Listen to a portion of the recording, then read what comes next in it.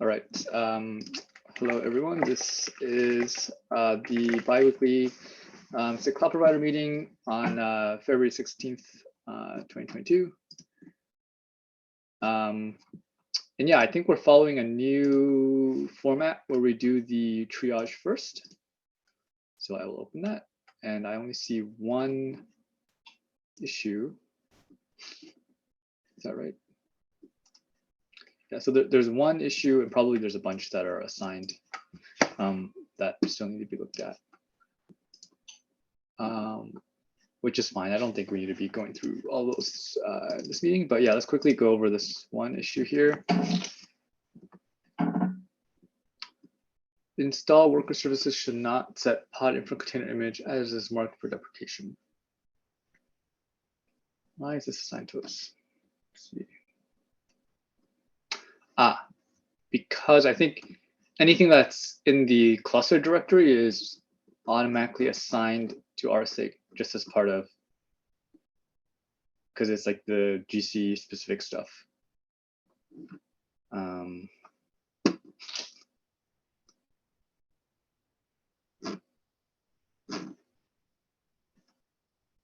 Should not set other. I do think that SIG Windows seems to have a handle on this, so I'm gonna go ahead and remove our SIG.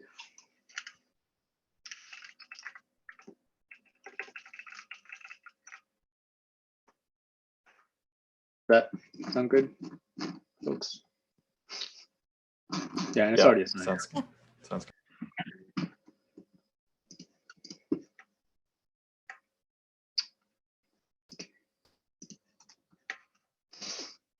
All right, I guess that's it for triage then. Okay. All right, let's just go straight into the updates then. Okay, I see an update for AWS about the load balancer controller. Yeah, so we just released the 2.4.0 version of the load balancer controller today.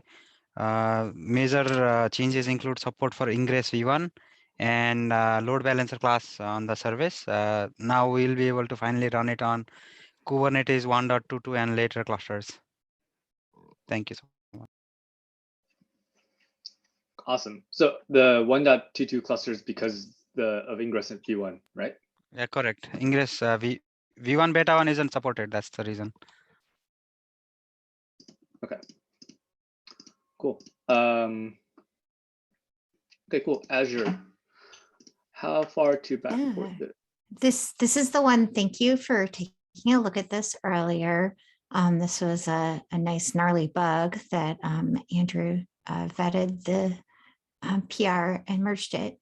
And I'm wondering because someone was, one of my colleagues was saying in it, let's backport this to 1.22, 1.23. And I thought, okay, great. And then there's a comment in there saying, oh, can you also put it in 1.20, but not 1.21? And I thought, is this urgent enough that we should try to put it in 1.20, which I don't know the answer to, but I think maybe not. But then why would it not be in 1.21? Yeah, that's kind of my should we worry about this or? Yeah. What was it? Was this bug always around, or was it introduced from another change that happened recently? So in the issue that the PR was referring to, there was a really thorough diagnosis of when they think it came in.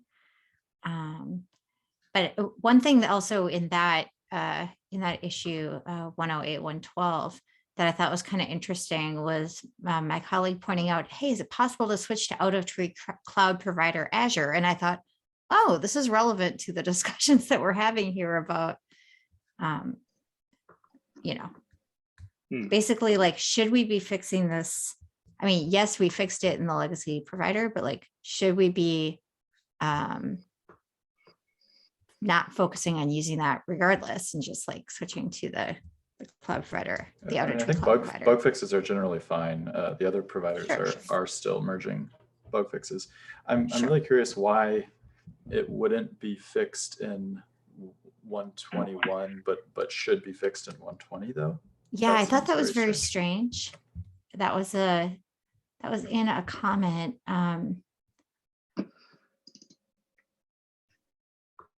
Anyway, like I don't want to take up too much time with it, but I thought this is wacky. Yeah, Ricky Rav said, could you backport it all the way to 1.20 except for 1.21? I see that for some reason there's no check against topology labels in 1.21. And I thought, whoa, wow, that's interesting.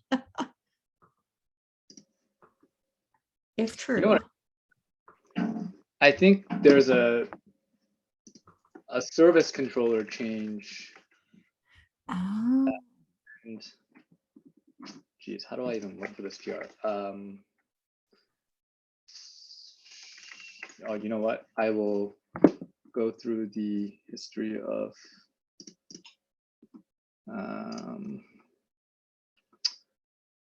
it's been a while since this PR merged, but it might be in the 120-ish time or 121. Okay. Because it seems like this check was always here. There was some changes to also check the GA label, but that check was always there. But Yeah. there was a change, and I might have made the change actually. But the bug is coming from inside the SIG. I don't want to take up the call, too much time on the call on this. I just kind of wanted to highlight like, hey, we might not have issue triage, but we have interesting spelunking triage. Yeah, okay. But anyways, what I was trying to say is that the service controller used to not have a node informer. Oh. And then we added a node informer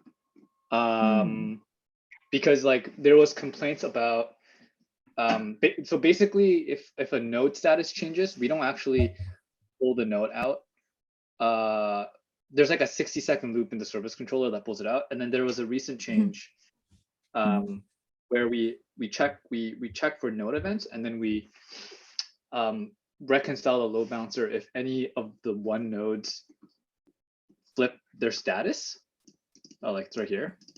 And it's possible that this snippet of code was added in 121, which means that like before this, this check never had to happen because we never got node events for load balancers. But then like this, in addition to this check, which I think was just for volumes anyways, might have kind of triggered those two things happen at once. So yeah, so I guess my question is, what do you think we should do in terms of backporting? Obviously to 1.22 and 1.23, that's no problem. But like, is there anything you think we need to or should do for earlier versions? Like, does this have security or other implications that we would need to care about it for earlier? I don't think so, but let me dig up the history a bit more and I'll send you the links, and then maybe that might shed some light into. Awesome. Thank you. That's what I wanted to figure out is like, should we really be trying to how far should we be trying to backport this?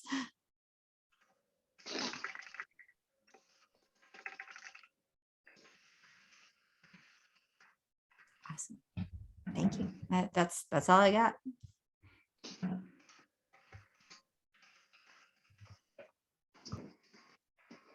On the GCP side, I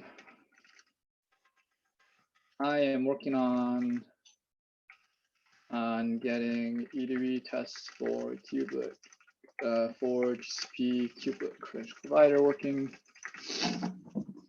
So that's the thing on my plate right now. I see an update for IPM. Yeah, we're just working on the 124 work and finally moved the instances V2 interface. So that's it. Awesome. Hoping that you're getting a lot of like the quota savings, which is why we kind of added it. But, yeah, it looked like it's better. One thing that stood out is a little bit unique is the provider ID. I didn't realize this, but the controller handle, the old V1 interface would add your cloud name to the provider ID. And you have to do that now in instances v2. It's not done for you. We just hit that right. Yeah, we didn't notice it until we ran some tests. It was just a surprise, I guess. We got it working out.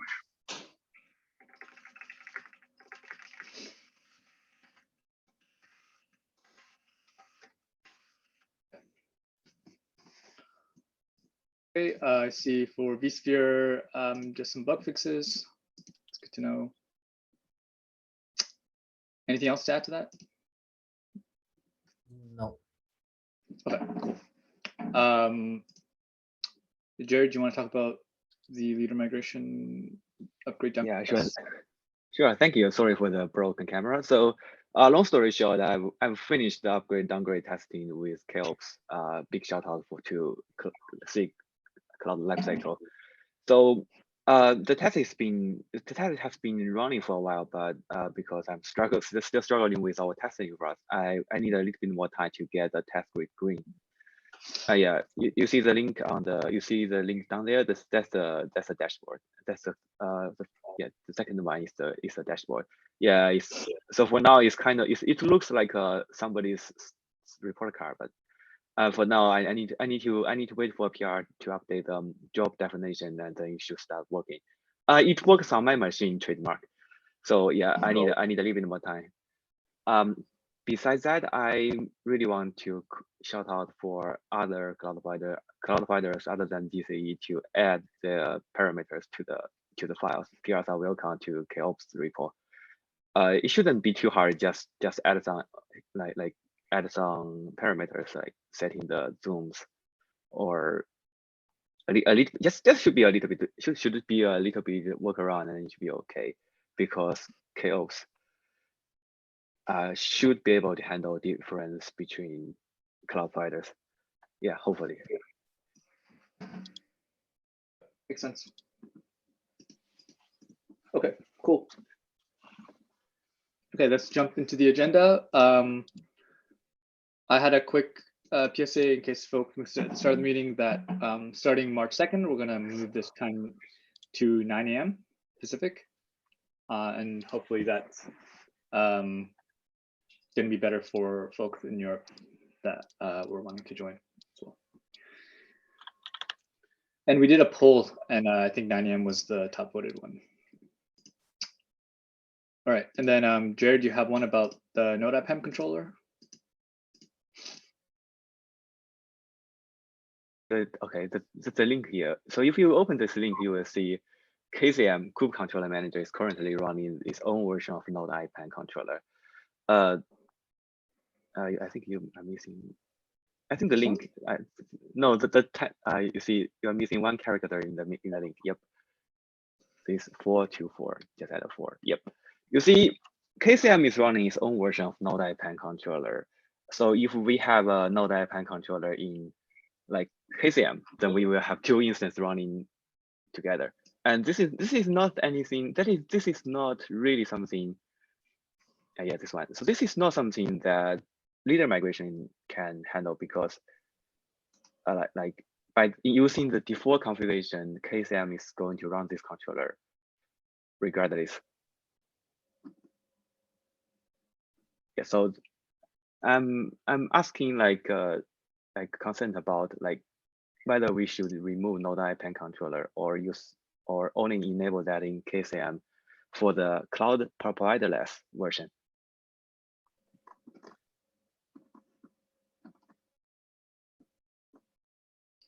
My personal opinion is that Node IPAM controller is the one that's like a dual mode controller, right? Like you're talking about, it has like a cloud mode and a regular mode, right? Not really. It's like we kind of have two versions. It's not mode, it's versions. We have one that don't need cloud provider. It's like bare metal. One that runs in each cloud provider. That's the version. Well, cloud provider have a role. Yeah, but like the Node IPAM controller has like the different allocator types, right? Yep. Like it has a cloud allocator and a range allocator or something like that. Yeah. So yes. So basically, it has okay. So if not that you mentioned yet, it has two modes. Then we may want to kick everything, the cloud mode out of the not IPAM controller in KCM, so that we can have only one version of it. Yeah. Yeah. I think my preference, although I admit it's a lot more complicated and is going to require like a larger refactor, is to split the Node IPAM controller into two separate controllers, one for the range allocator and one for the cloud allocator, and then move keep the range allocator, which is like the generic IPAM controller, inside KCM, and move the cloud allocator out to CCM. Okay, so basically the action item is we do need to remove that from KCM and give it a new name, maybe. Sorry, can you repeat that? Your audio was So- getting a little choppy. Sorry. So basically, we want a new controller that do anything Node IPAM controller is doing right now, but with Cloud Provider, with building Cloud Provider, and then we will create the new controller in KCM. And for the Node IPAM controller in KCM, we just assume it doesn't have any Cloud Provider enabled. I think what I was actually saying is split the existing Node IPAM controller into two,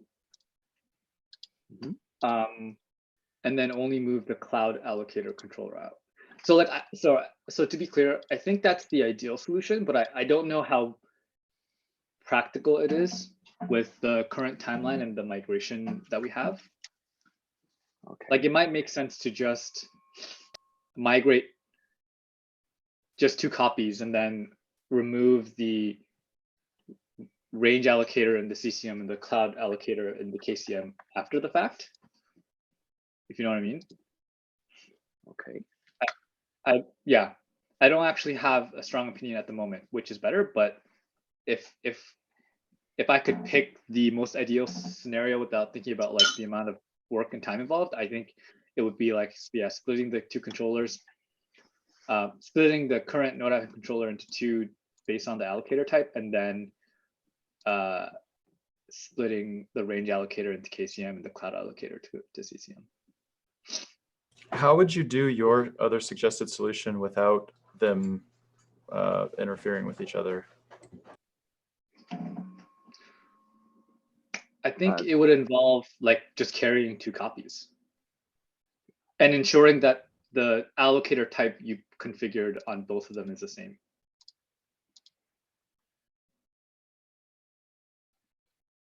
Okay, I get, but wouldn't you, I mean, if you had a cluster where you used the Node IPAM, I mean, you wouldn't want it running in both at the same time, right? Oh, I see what you mean, because we're saying right now they're already running. Well, yeah, isn't that what the leader migration stuff is going to ensure? But yeah, but you I thought your second proposal was to basically copy it into the CCM, but leave it in the KCM, and then wouldn't you have a situation there where it conflict? Yeah, so I was saying you can move it to this. So in that scenario, you'd have like both controllers existing in both controller managers. And then you'd have to ensure that the controller name is keyed off in the migration config. Okay, so you would still migrate them. Yeah, but like you just wouldn't split them into two separate controllers. Okay. Yeah, so like in addition to the migration config, you also have to ensure that the allocator type and the way the Node IPAM controller is configured is identical between the two.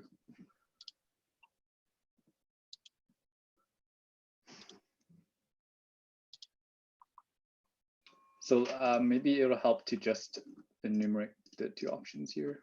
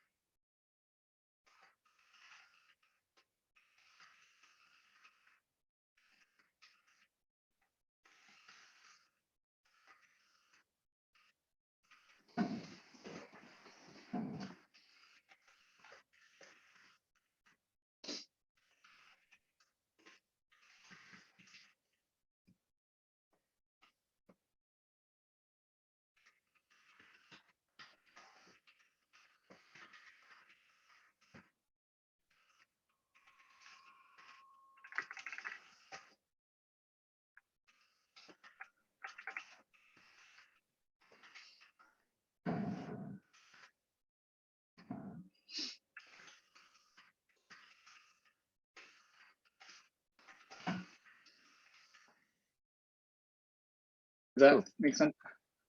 Yeah, makes sense. Thank you. Yeah. Yeah, I don't know which one's better, to be honest. So quick question though, coming back to this, is anyone other than Google using their own Node IPAM controller?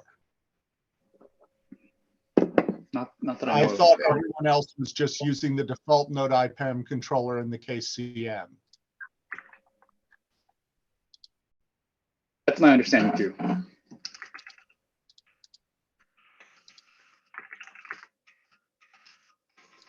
guess that does simplifies the things you have to consider.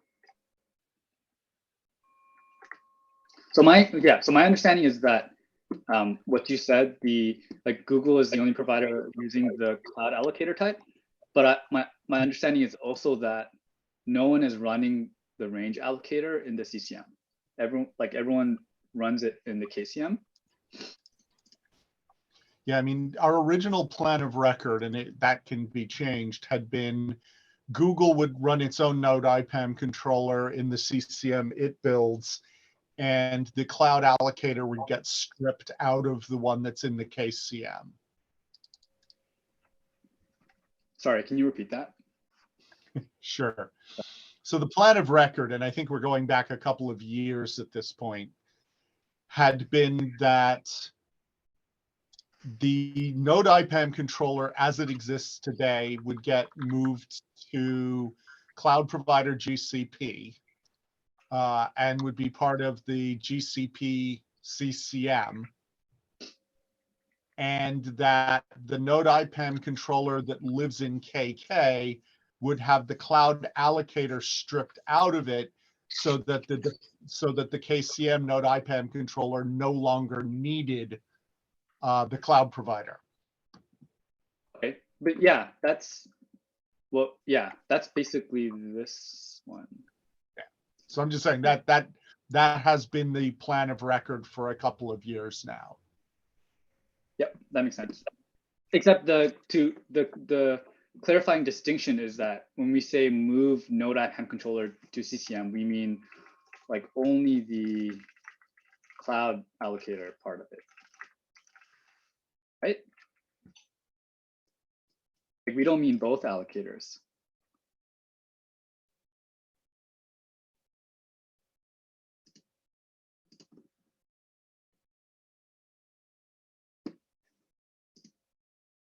Right.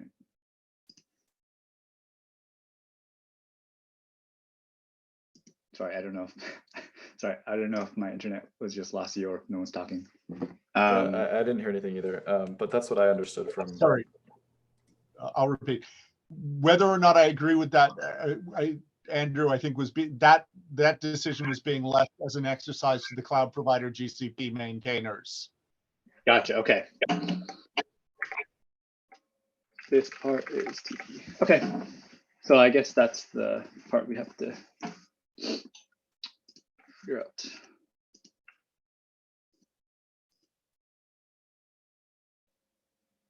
Okay. But if GCP is the only implementation of it, I think we can just like we should definitely move the cloud allocator type. And I wonder if like maybe another option is disallow range allocator in KCM. So like maybe we can just not worry about the code existing in, oh, sorry, I mean the CCM. Maybe we can just not worry too much about the range allocator code existing in the CCM, but we can just add a check somewhere in the controller startup to disallow the range allocator because everyone's running it in the KCM anyways. But yeah, maybe we can take this one offline. Or Jared, maybe you can open an issue. We can discuss it there. I think Tim had an issue about Node IPAM controller too. So maybe we can take it there.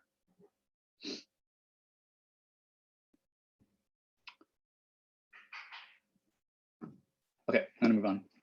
LeBron has a question about do we have a standard feature graduation process?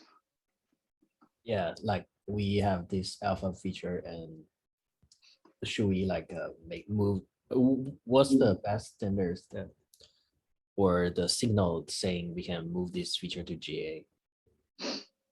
Does it move it by my major version, or?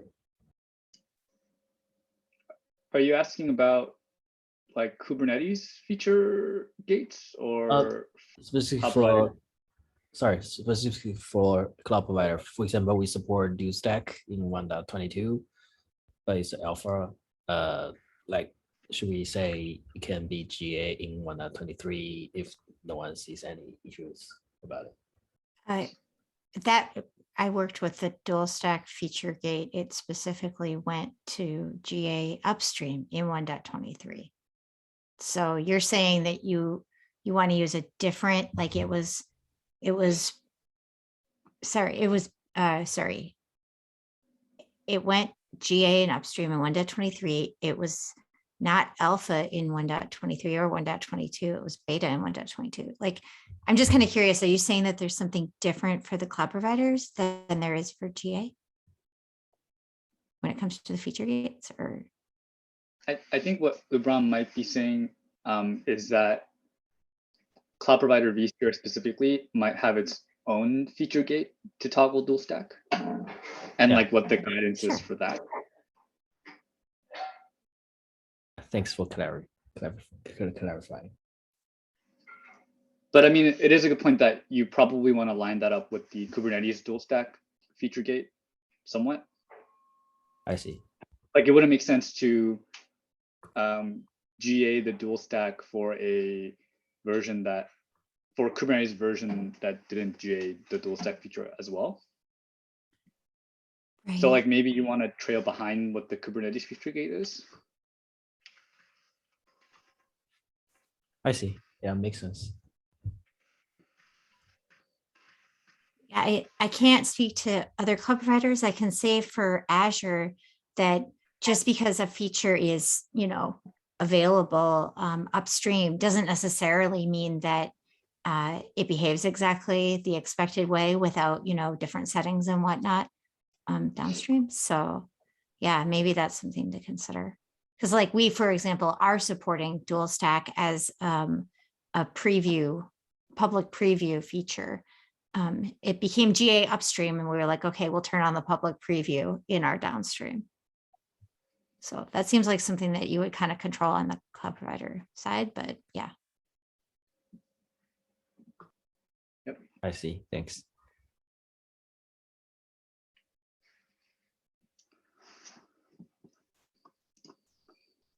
Okay, awesome. Peter has a topic about new topology label proposal for AWS. So I initially brought this up in the provider AWS meeting, and we decided to move it here in case there are other providers that have input. Essentially, the situation is that in AWS accounts, you have zone names, and those are randomly mapped to zone IDs, which represent, the physical zones. And so up until now, the zone topology, the zone label has referred to the zone names. And for cross-cluster communication that spans AWS accounts, it can be helpful to know the zone IDs of both clusters, of nodes in both clusters, so that you can maintain communication within a zone ID. And so I'm wondering if this is something that applies, if it's applicable to other cloud providers, and if we would want to come up with an agnostic label to use, or if this is AWS only and we should come up with an AWS specific label.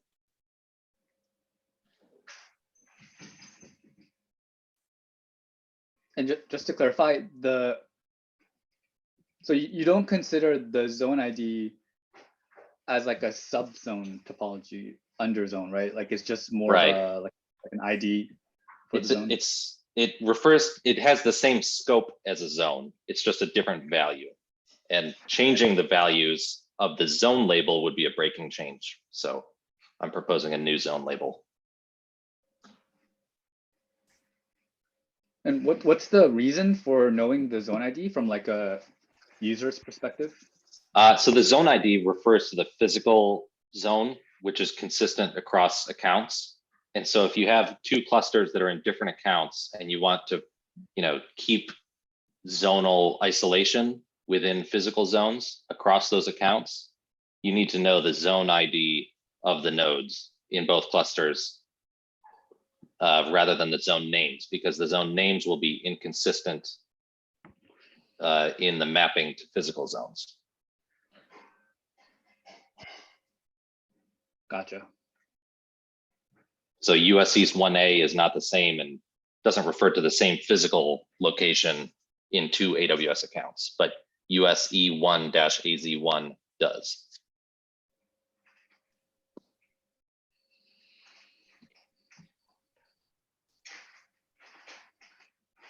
Yeah, Is that something that any other providers have as a concept?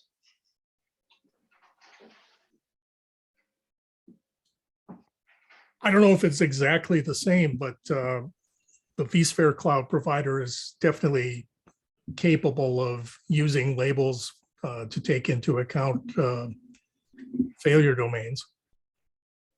Here, I'll put a link to the documentation for that in the chat. I think what is more important is, did any other cloud providers randomize their zone names? I'm guessing not, but I'm curious.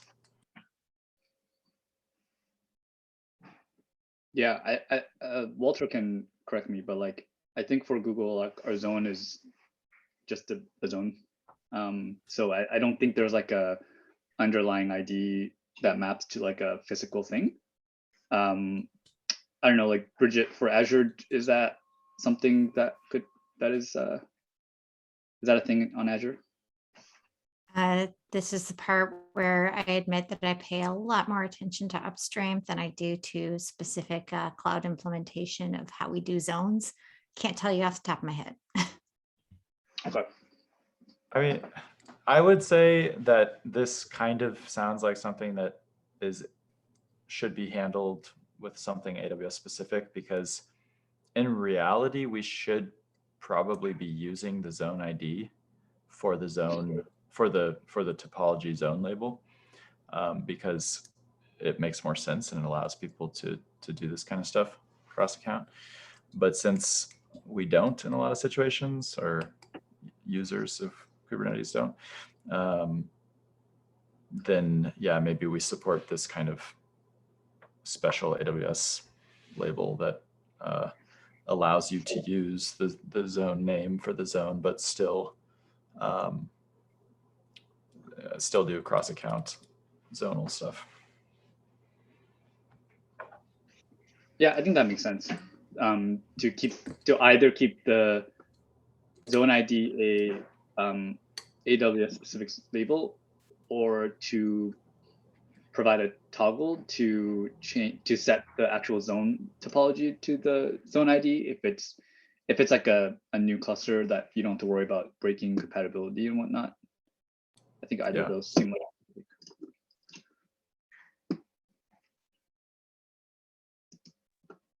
Okay, that makes sense. Thanks. Cool. Right. Okay, next item is the SIG annual report. Nick, did you put that in there? Yeah, I just copied a bunch of most of the questions. I figured we could tackle some of it together. We don't have to do all of it, but it would at least be probably easier to do it that way. I think during this meeting, I was sitting there and filled in 3 or 4 of those just by doing the stuff I could go grab quick with a Google search. I don't know if you meant to edit it right in the agenda notes document, but that's what I did. So some of those things with Slack member that's exactly what I was hoping. I just put them in. Yeah, that's exactly what I was hoping we could do. The one thing I had a question on, for primary meeting attendee count, I just took today, assuming, hey, it's as representative as any, and I'm not going to go back in the records and count them, but if somebody wants to be my guest. And then it says active, what is it, primary attendee count and participant count. I gather they might be trying to separate people who just lurk and are not participating, but just a guess. I'm not sure what the criteria is. So I Depending on how declare you're- everybody is a participant if they show up myself. Sure. I think that there are meetings that also broadcast their meeting to be Oh. watched on like YouTube or whatever. And so those people aren't in the Zoom and therefore couldn't participate. And that might be what that's talking about, but it's not relevant here.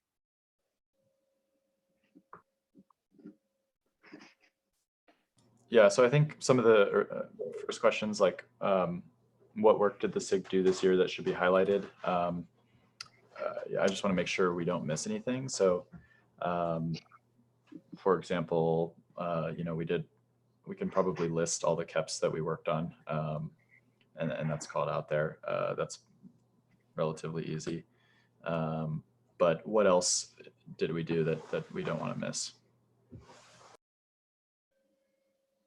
I can't give them to you immediately, but I remember in the KubeCon deck, I think we had a slide that kind of had recent history and roadmap. Maybe that could be cut and pasted.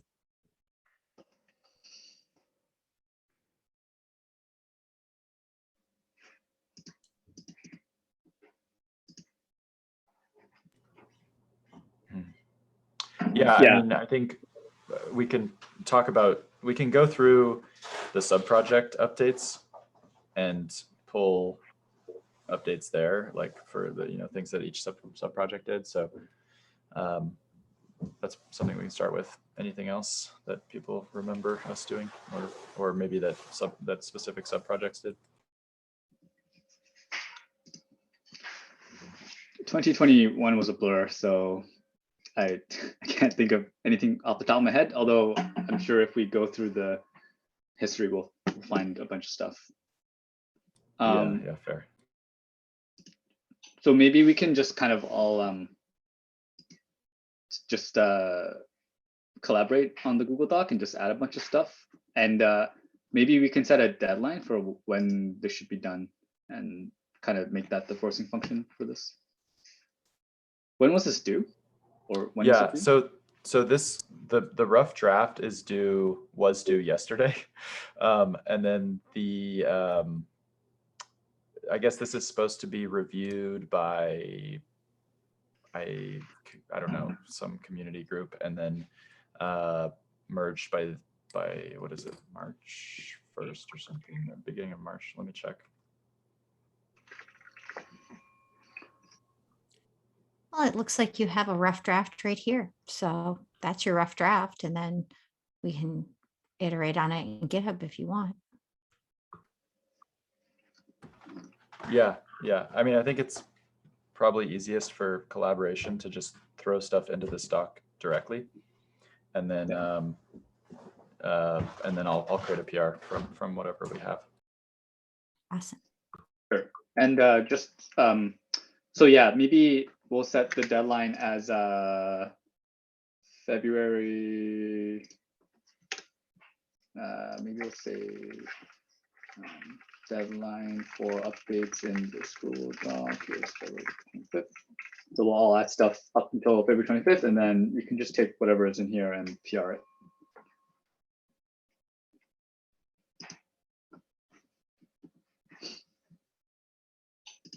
Does that work? Yep. Okay, awesome. All right.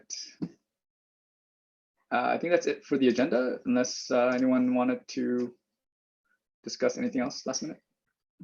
I guess just an FYI from myself and Nick, we did get the KubeCon maintainer track submit in.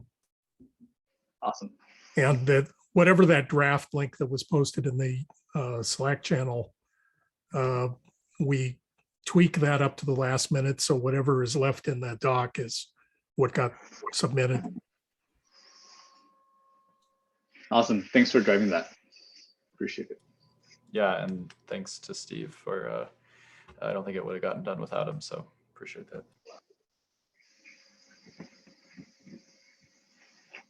Cool. I actually was hoping we could revisit because I think I had like a moment of inattention and I'm not sure I completely understood what LeBron was saying.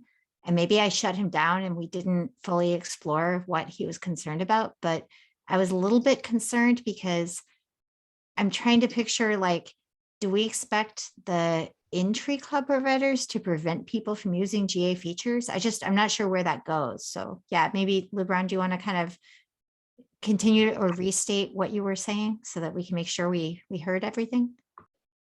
Yes. So the issue is in Cloud Provider vSphere, the auto tree Cloud Provider, we are adding support for dual stack.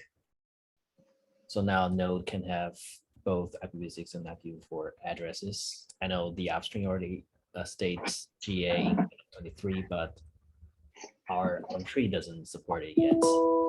And right now we added that support.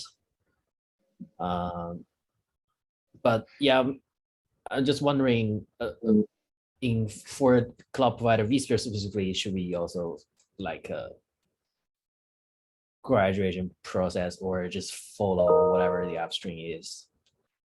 They said it's GA, so we also claim this feature is GA.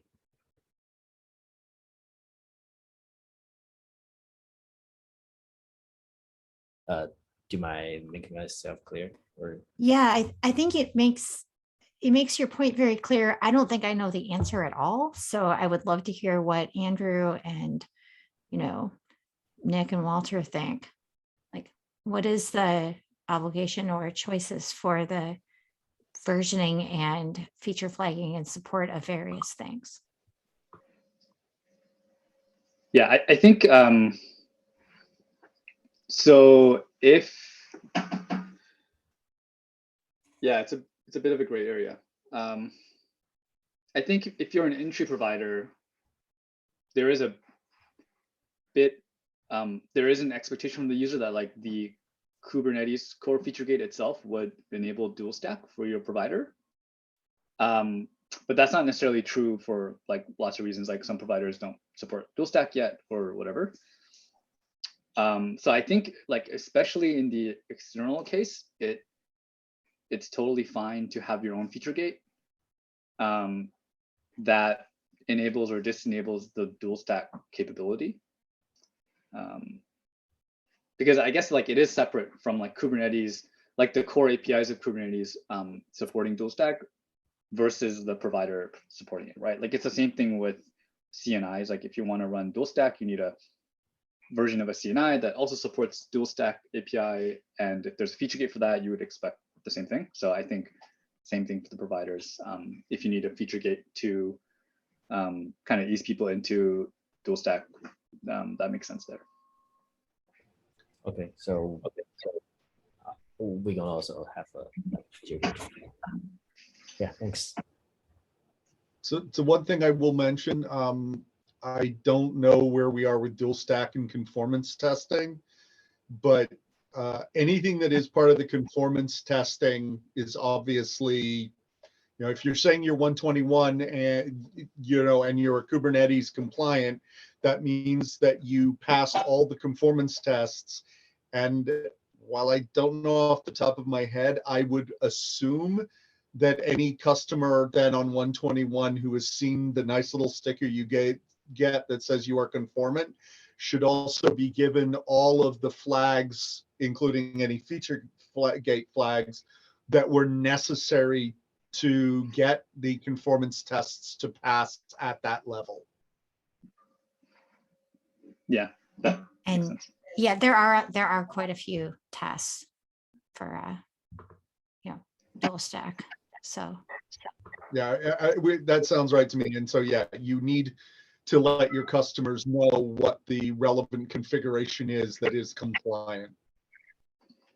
Yeah, I mean, like the loophole sort of to that is like there's no Kubernetes distro or version that only supports dual stack, and so like your product or your managed offering, whatever, is gonna be compliant. As long as it's compliant on a non-dual stack version of that cluster, like it's still technically conformant. So like that's kind of like you don't have to be dual stack. You don't have to have conformance test pass on dual stack, but like you should look into that and make sure it works if you're supporting it and whatnot. So yeah, I agree.